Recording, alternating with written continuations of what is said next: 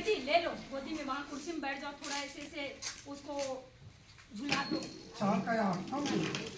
नहीं नहीं 2 का 8। हाँ 4 का 8 पढ़िए।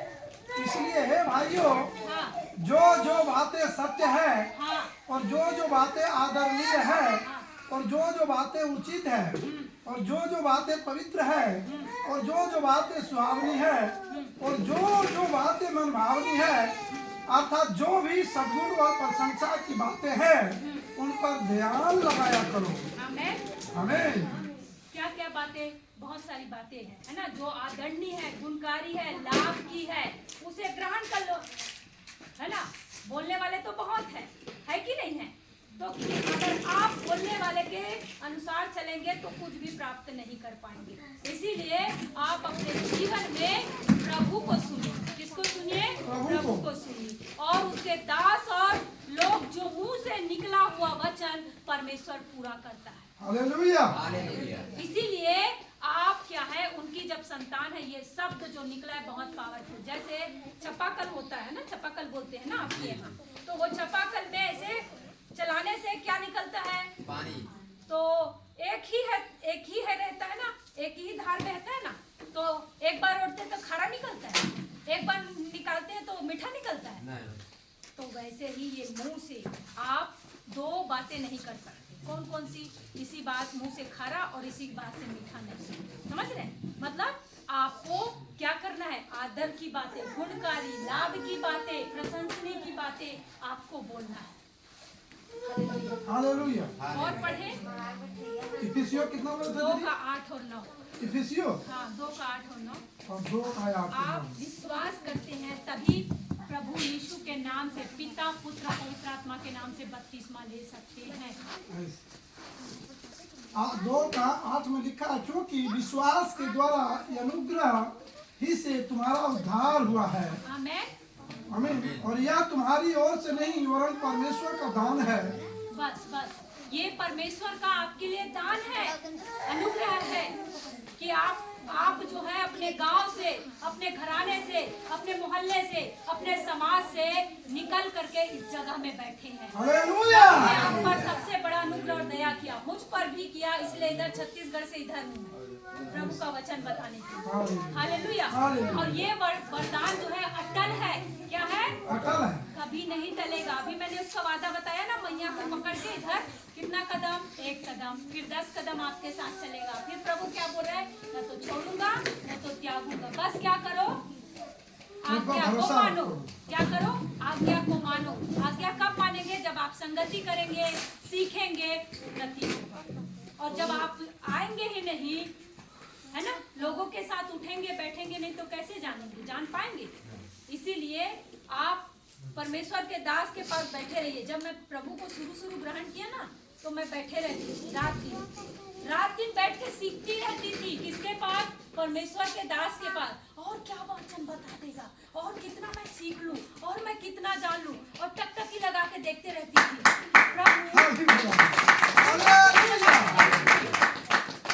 कि प्रभु ये जैसा बता रहे, कहाँ से खोल के बता रहे हैं।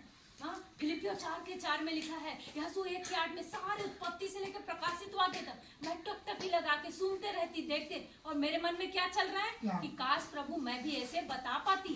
ऐसे मैं प्रभु से विनती करती, और सच में प्रभु उस दिन की इच्छा को पूरा करने के लिए आज भी विश्वास सुनते हैं। आमीन। तो आपको भी सुनने के लिए अपने आप को क्या करना है? तैयार करना है। सबसे पहले तो आपको निर्णय लेना है, पहला स्थान प्रभु को देना है ना।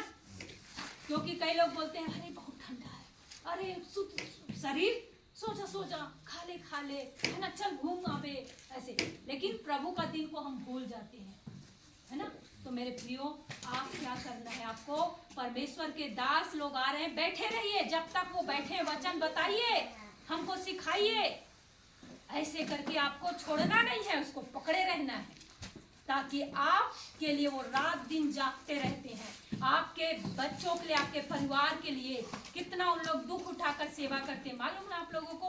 खुद भूखे रहते हैं, प्यासे रहते हैं, ठंड में, गर्मी में, बरसात में, कितना दुख और तकलीफ उठाकर वो रात दिन सेवा करते रहते, ताकि आप सुरक्षित रहे, आपके बच्चे सुरक्षित रहे। लेकिन परमेश्वर के दास तो कर रहे, लेकिन आप दाएं बाएं मुड़ेंगे तो फिर परेशानी आपके जीवन में आएगा कि नहीं। इसीलिए आपको क्या करना है, परमेश्वर के दास बता रहे हैं, उनको अंगीकार करके उसको ग्रहण करके चलना है, बढ़ते जाना है, फिर आपकी आशीष को कोई रोक नहीं सकता। हालेलुया। मेरे जीवन की गवाही है कि आज तक जब से मैंने प्रभु को जाना है ना, मैं जो है ना मैं टाइफाइड जानती हूँ, ना मलेरिया जानती हूँ, ना डेंगू जानती हूँ, ना तो मैं छिपकली, कुछ भी नहीं जानती। क्यों? मैंने कहा प्रभु तेरे कोड़े खाने से मैं चंगी हो गई, प्रभु तेरे को कोई बीमारी नहीं तो मुझे कोई बीमारी नहीं है। मैं ऐसे आज भी बोलती हूँ, मैं क्यों डॉक्टर को पैसा दूं? डॉक्टर को बनाने वाला आप है प्रभु, डॉक्टर को भी चंगाई चाहिए होता है। मैं क्यों बता रही हूँ? क्योंकि मेरा ये 2 बच्चे हैं, दोनों परमेश्वर का ये गिफ्ट है हमारे जीवन में। हालेलुया। डॉक्टर ने बोला था इनको संतान नहीं होगा, हमने विश्वास किया और विश्वास के साथ क्या किया, प्रभु तेरे वचन में लिखा है मैं तुम्हें संतान दूंगा। हम विश्वास के साथ प्रार्थना करते, जब हम डॉक्टर के पास गए, आपको क्या हो गया, कंसीव है बोला। हम इतना धन्यवाद करें प्रभु, क्योंकि हमारे लिए संभव पर प्रभु के लिए कुछ भी असंभव नहीं। हमने क्या किया, विश्वास किया, सिर्फ विश्वास किया और प्रभु की आज्ञा में बने रहे, चलते रहे। हालेलुया। और सच में मैं नहीं जानती ना, मैं बुखार होता है, परमेश्वर के दास यहाँ बैठे हैं, पूछिए उसको मुझे कब बुखार हुआ था और मुझे डॉक्टर भी, मैं क्या बोलती हूँ, मेरा यीशु को कोई बीमारी नहीं, मुझे भी कोई बीमारी नहीं है। आमीन। हालेलुया। मेरे बच्चे लोगों को भी मैं यही कहती हूँ, और ये भी बोलता है मेरा बेटा, मेरे डॉक्टरों का डॉक्टर है प्रभु यीशु मसीह। प्रभु डॉक्टर को तूने बनाया, इसलिए आप मुझे चंगा करो, ये ऐसा प्रार्थना करते हैं। तो आप अपने बच्चे को लेके आते हैं भवन में, उनको अवॉइड मत कीजिए, लेके आइए। और सीखने के लिए जो है, उन लोग बचपन से सीखेगा तो बुराई से दूर रहेगा। समझ रहे? बताने के लिए मेरे प्रियो बहुत सारी चीज है। और 1 कुरिन्थियों 5:7 पढ़ेंगे,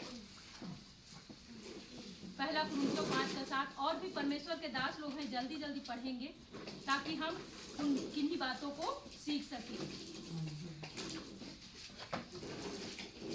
ऐसा नहीं है कि हम यीशु को मान लिया कोई तकलीफ नहीं होगा, बीमारी नहीं होगा, कोई खमीर भूजा हुआ आटा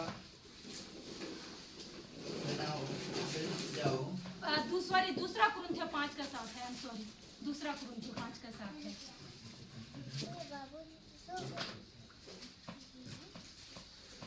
क्योंकि हम रूप को देखकर नहीं पर विश्वास से चलते हैं। बस, हम रूप को देखकर नहीं पर किससे चलते हैं? विश्वास क्या है? आपको प्रभु यीशु मसीह पर विश्वास हो। जैसे मैंने अभी कहा है ना, क्या बोला, मेरे को एक बार बीमार हुआ था, ठीक है, मेरे हाथ में ऐसे उस समय शुरू आया था और मैं हॉस्पिटल में एडमिट कर दिया गया था। प्रभु में शुरू आई थी, मैं बता रही हूँ। और जो है डॉक्टर ने बोला इसको 4 दिन रखना है यहाँ। कितने दिन? 4 दिन। अब मैं पहली बार मेरे को नस में लगाया है सुई, ठीक है, मेरे को इतना तकलीफ हो रहा है, कोई आए निकलवाऊं ऐसे करके मैं सोच रही हूँ। और आया कोई, इसको निकाल दो, बहुत दर्द हो रहा है, ऐसे करके निकाल दिया। मैंने अपना सारा कपड़ा उपड़ा पैक कर दिया, कहाँ? थैला में। और चुपचाप मैंने देखा कोई नहीं है, कोई स्टाफ कोई नहीं है ना। और डॉक्टर को मैंने बता दिया कि मैं जा रही हूँ, दवा लिख लीजिए, ऐसे करके। और लिखा, और मैं अपना बोरिया बिस्तर बांधा हॉस्पिटल से, और साइकिल रखा था मेरा, और वो पर्ची लिख के दिया था, उसको मैंने फाड़ दिया और डस्टबिन में डाला, और मैं अपना कपड़ा उठाया और साइकिल लेके भाग गई। कहाँ से? हॉस्पिटल से। क्यों भाग गई? मुझे डॉक्टर के पास नहीं रहना है, कहाँ रहना मुझे? यीशु के पास। हालेलुया। और उस दिन से सच में आज तक मैं नहीं जानती कुछ भी बीमारी। तो आप भी इस बात को अंगीकार कर सकते हैं, यीशु तुझे कोई बीमारी नहीं है, मुझे भी कोई बीमारी नहीं है। हालेलुया। हालेलुया। क्योंकि मेरे यीशु ने आपके लिए कोड़े खाए, मेरे यीशु ने आपके लिए लहू बहाया, मेरे यीशु ने आपके लिए कीमत चुकाया। इसीलिए मेरे प्रियो, आप सब 32वां लेकर प्रभु के संगति में बढ़िए, प्रभु के साथ चलिए, उनकी आज्ञा को पालन कीजिए। आमीन। और विश्वास से चलिए, रूप को देखकर नहीं। रूप को देखकर नहीं मतलब लोग तो चमत्कार को नमस्कार करते जाते हैं, करते हैं कि नहीं, और भाग जाते हैं। लेकिन मेरा यीशु सिर्फ चमत्कार नहीं, लेकिन जीवन बदलता है। क्या बदलता है? जीवन बदलता है। यीशु मसीह जीवन बदलेगा आपको। कोई जाति और धर्म नहीं बदलता मेरे प्रियो। मेरा नाम जो है कुंती पटेल है तो कुंती पटेल ही आज तक रहेगा और रहेगा ही। समझ रहे हैं? इसीलिए कई लोग बोलते हैं धर्म बदल गया, आज आप बपतिस्मा ले ले, ऐसा कुछ भी नहीं है। जब तक आप मन नहीं फिराएंगे, जब तक आप प्रभु यीशु को अपने मन में प्रभु करके ग्रहण नहीं करेंगे, तब तक आप उद्धार नहीं पाएंगे। अब मैं यहीं पे समाप्त करना चाहती हूँ। बताने के लिए बहुत सी चीजें हैं, है ना, पर मैं आप लोगों को बताना चाहती हूँ। मौका मिलेगा कभी हम आएंगे और जो है बताएंगे, और मैं चाहती हूँ आप लोग बढ़े विश्वास में और प्रभु की महिमा को कीजिए। और कल आप लोगों का बपतिस्मा है ना, और अपने मन को तैयार कीजिए। मेरे को भी लेने में 6 महीना लगा पास्टर जी को। दिन से मैं फिर पीछे